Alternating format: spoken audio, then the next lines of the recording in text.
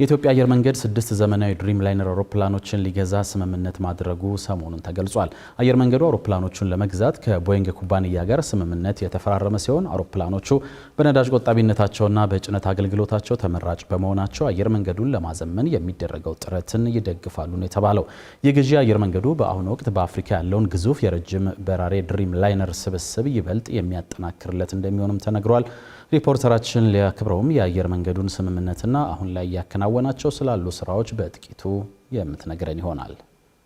የኢትዮጵያ አየር መንገድ 6 ዘመናዊ ቦይንግ 787-9 ድሪም ላይነር አውሮፕላኖችን ለመግዛት ከቦይንግ ኩባንያ ጋር መፈራረሙ ተሰምቷል። አየር መንገዱ ወደ አፍሪካ፣ አሜሪካ፣ አውሮፓና እስያ የሚያደርገውን በረራ ለማስፋፋት አቅዶ እየሰራ ባለበት በዚህ ወቅት ተጨማሪ የቦይንግ 787-9 ድሪም ላይነር አውሮፕላኖችን ለመግዛት በአሜሪካ ቨርጂኒያ ከኩባንያው ጋር ያደረገው ስምምነት አየር መንገዱ የአየር ላይ የበላይነቱን ይበልጥ የሚያጠናክር መሆኑን የትራንስፖርትና ሎጂስቲክስ ሚኒስቴር መረጃ ገልጿል። የአውሮፕላኖቹ ግዢ ከአዲስ አበባ ወደ አውሮፓ፣ እስያና ሰሜን አሜሪካ የሚደረጉ አህጉር አቋራጭ ረጅም በረራዎችን ይበልጥ ምቹና ተደራሽ ለማድረግ ያለመ ስለመሆኑ የተነገረ ሲሆን አውሮፕላኖቹ በነዳጅ ቆጣቢነታቸውና በጭነት አገልግሎት ውጤታማነታቸው ተመራጭ እንደሆኑም ነው የተሰማው። የኢትዮጵያ አየር መንገድ ግሩፕ ዋና ስራ አስፈጻሚ መስፍን ጣሰው ከስምምነቱ በኋላ ከሮይተርስ ጋር ባደረጉት ቃለ ምልልስ ቀደም ሲል 20 አዳዲስ 787 አውሮፕላኖችን እንዲሁም በጥር ወር ተጨማሪ 9 አውሮፕላኖች መታዘዙን ተናግረዋል። አክለውም አየር መንገዱ በፈረንጆቹ አቆጣጠር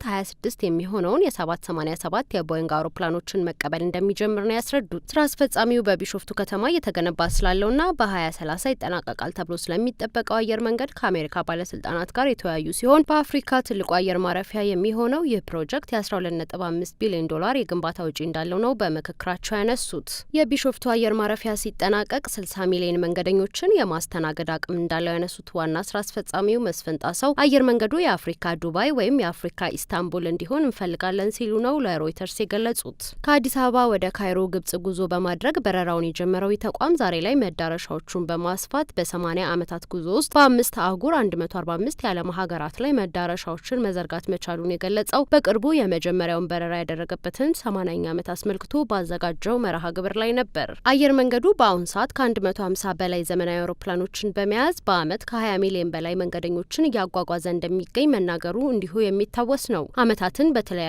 ተግዳሮቶችና ስኬቶች ያሳለፈው የኢትዮጵያ አየር መንገድ ከአፍሪካ ቀዳሚው አየር መንገድ መሆን ስለመቻሉ ይነገራል። እስከ ፈረንጆቹ 2040 የሚተገበር የረጅም እቅድ በማውጣትም አየር መንገዱን በዓለም አቀፍ ደረጃ ተወዳዳሪ ለማድረግ በርካታ ስራዎች እየተሰሩ መሆኑን የሚገልጹት የተቋሙ የስራ ኃላፊዎች መዳረሻዎቹን ወደ 243 አውሮፕላኖቹን ወደ 350 የሚያጓጉዘውን ጭነት አሁን ካለበት በአመት 850 ሺህ ቶን ወደ 1.2 ሚሊዮን ቶን እንዲሁም መንገደኞችን በአመት ወደ 60 ሚሊዮን ለማሳደግና አመታዊ ገቢውንም 30 ቢሊዮን ዶላር ለማድረስ የሚያስችሉ እንቅስቃሴዎች ስለመኖራቸው ነው የሚያስረዱት። ከ9 ዓመታት በፊት የኤርፖርቶች ድርጅት በማቋቋም ማስፋፊያዎችን ያደረገው ተቋሙ የኢትዮጵያ አየር መንገድ ግሩፕ በመሆን የተለያዩ የቢዝነስ ተቋማትን በማካተት የሀገርን የኢኮኖሚ አቅም እያሳደገ እንደሚገኝም ይነገራል።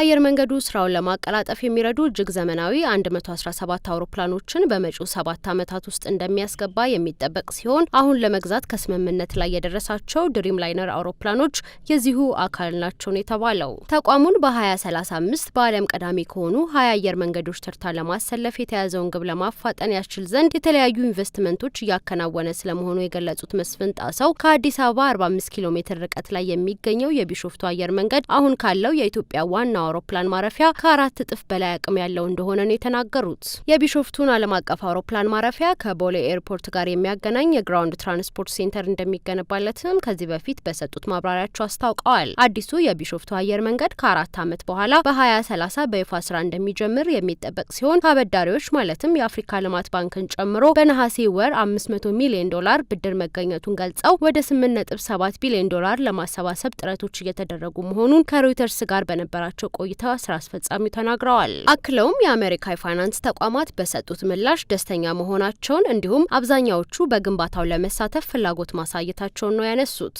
እንደ ቦይንግ ገለጻ ከሆነ የ787 ድሪም ላይነር አውሮፕላኖች ቅልጥፍናቸውና የጭነት አቅማቸው በአየር መንገዶች እየጨመረ የሄደውን የመንገደኞችና የጭነት ፍላጎት በመደገፍ ረገድ ብቃታቸው ቀላል የሚባል አይደለም። ታዲያ የኢትዮጵያ አየር መንገድ አሁን ተጨማሪ 6 ድሪም ላይነር አውሮፕላኖችን ለመግዛት ያደረገው ስምምነት አየር መንገዱን የማዘመንና የማስፋፊያ እቅዶችን እንደሚደግፍ ተነግሯል። ተቋሙ በሰራቸውና እየሰራቸው ባሉ ስራዎች እውነተኛ አፍሪካዊ የስኬት ታሪክ በመሆን ለ8 አስርት ዓመታት ራዕይን ወደ ዓለም አቀፍ እውነታ በመቀየር ስሙ በጉልህ እንደሚነሳ በርካታ ዓለም አቀፍ ሚዲያዎች ይመሰክራሉ።